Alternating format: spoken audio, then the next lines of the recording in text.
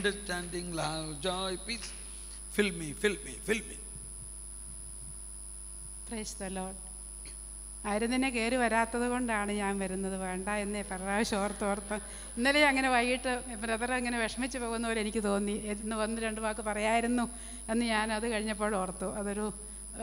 അത് സോറി, അങ്ങനെ ഞങ്ങൾ ആരെങ്കിലും പറയേണ്ടതായിരുന്നു എന്ന് മനസ്സിൽ തോന്നിയിട്ട് പറഞ്ഞില്ല. അതെനിക്കൊരു വിഷമം തോന്നി. പിന്നെ എന്നെ കൂടുതൽ സ്പർശിച്ചത്, എല്ലാവരുടെയും ജീവിതത്തിലൊരു ഇരുണ്ട രാത്രിയുണ്ട്. ആ ഇരുണ്ട രാത്രിയിൽ ഈശോയുമായിട്ടുള്ള അവിടെ പ്രത്യേകമായ ബന്ധം, ആ കമ്പ്യൂട്ടർ അല്ലെങ്കിൽ ആ ഇൻ്റർനെറ്റ് ബന്ധം, അതുപോലെ ആ ഒരു വാക്ക് പറഞ്ഞായിരുന്നു, ഞാൻ മറന്നുപോയി, എൻ്റെ ബുക്കിലുണ്ട്. അപ്പോൾ ഈശോയുമായിട്ടുള്ള പ്രത്യേക ബന്ധം നമ്മുടെ ഇരുണ്ട രാത്രിയിൽ നമ്മൾ സ്ഥാപിക്കുമ്പം അത് ജ്ഞാനം ഉള്ളെങ്കിൽ മാത്രമേ നമുക്ക് സാധിക്കുകയുള്ളൂ.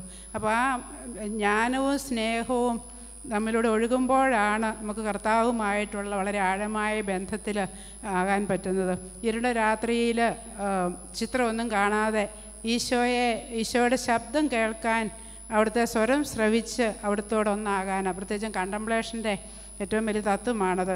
അപ്പോൾ അത് ഞാനിങ്ങനെ ചിന്തിക്കുന്നതായിരുന്നു, എനിക്കത് കൂടുതൽ ക്ലിയറായിട്ട് കിട്ടി. അതുപോലെ ബൈബിൾ കോളേജ് ഇല്ല എന്ന് ബ്രദർ പറഞ്ഞു. അത് ശരിയാണ്. എങ്കിലും എൻ്റെ ഒരു ചിന്ത ഇവിടെ പങ്കുവയ്ക്കുന്നത്, നമുക്ക് ബൈബിളുണ്ടല്ലോ, ഏതായാലും കോളേജ് ഇല്ല എന്നുള്ള സത്യമാണ്. പക്ഷേ നമുക്ക് ഒത്തിരി വചനം കൊടുക്കാനും വചനം പഠിപ്പിക്കാനും ജ്ഞാനം പകർന്നു കൊടുക്കാനുമുള്ള ഒത്തിരിയേറെ വഴികളുണ്ടെന്ന്. പ്രത്യേകിച്ച് നമ്മുടെ കുട്ടികൾക്കും നമ്മുടെ അടുത്ത് വരുന്നവർക്കും കൗൺസിലിങ്ങിന് വരുന്നവർക്കും വചനമൊക്കെ പഠിച്ചിട്ട് വചനമൊക്കെ പറഞ്ഞു കൊടുക്കുമ്പോൾ അവർ മാനസാന്തരപ്പെടുന്നതായിട്ട് ഞാൻ കണ്ടിട്ടുണ്ട്. വചനം